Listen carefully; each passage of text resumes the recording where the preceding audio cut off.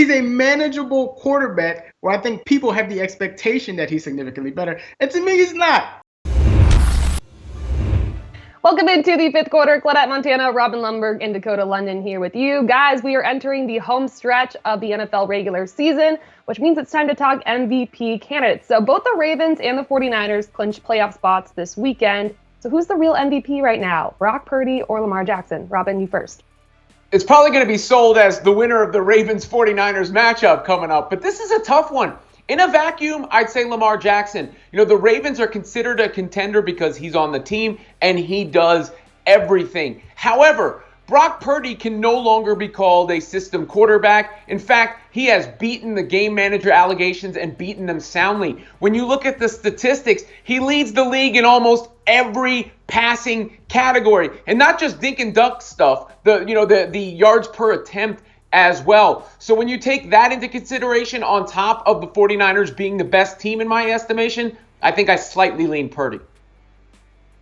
I'm going to go with Lamar, and the biggest reason is Brock said it himself that Christian McCaffrey is the engine that drives that machine. And I'm inclined to agree with him. McCaffrey's amazing. And if Brock's not the MVP, I should go to McCaffrey. But Lamar's special, and Lamar's the reason that team is what they are. And if you remove him from that situation, they're a bottom 500 team. If you remove Brock from San Fran, no, they're not nearly as great, but you can make the case that they still will be in the playoff hunt. What makes it tough is, I agree with you, I don't think Brock's a game manager. I think Brock's actually really, really good. It's just that he has another guy on his team that's just as deserving of that award, whereas with Lamar, he's everything to the Ravens. Well, I guess we'll find out this upcoming weekend when the Ravens play the 49ers on Christmas. A nice little Christmas surprise for all of us.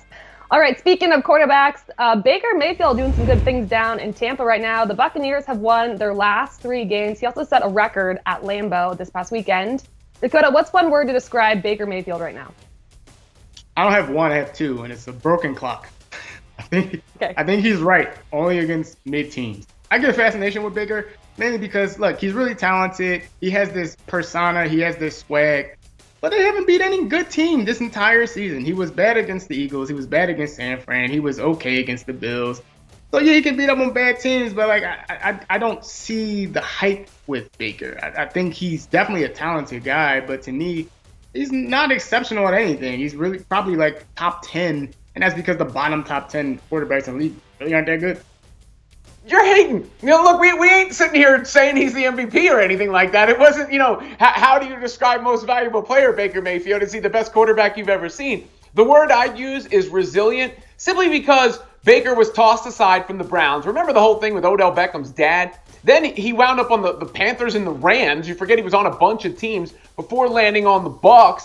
And as the successor to Tom Brady, he's been the best option that they've had since that happened. So I'm not going to get carried away and say, Baker Mayfield's headed to the Hall of Fame or anything, but it is fair to say he's done a good job. He's a manageable quarterback where I think people have the expectation that he's significantly better. And to me, he's not. He's really not. I was going to say, it feels like Baker Mayfield's had 10 lives in the NFL, and he's only 28 years old. He's played for so many teams.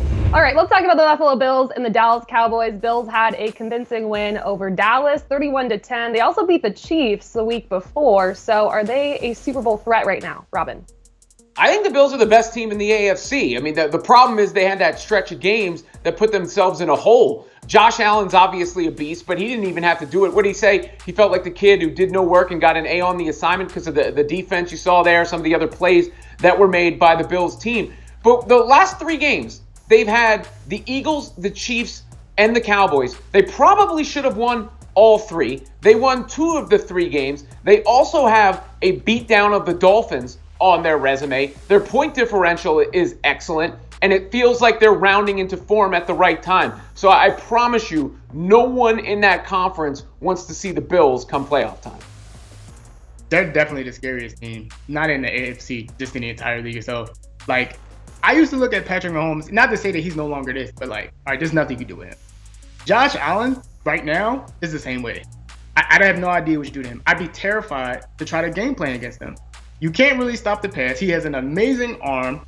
And then if he takes off, he's just, if not more, dangerous. I don't know if I can go as far as they're the best team in the AFC. I think the Ravens they're deserving of that title because they haven't had like really bad fallouts where the Bills have lost games they probably shouldn't have. But I would not want to play them at home, away, whatever. Josh Allen is on another level right now, and I'm somebody that's scrutinized him a lot, but I gotta give him his respect. He looks terrifying. Let's just say if the Ravens were playing the Bills, I'd be picking Buffalo.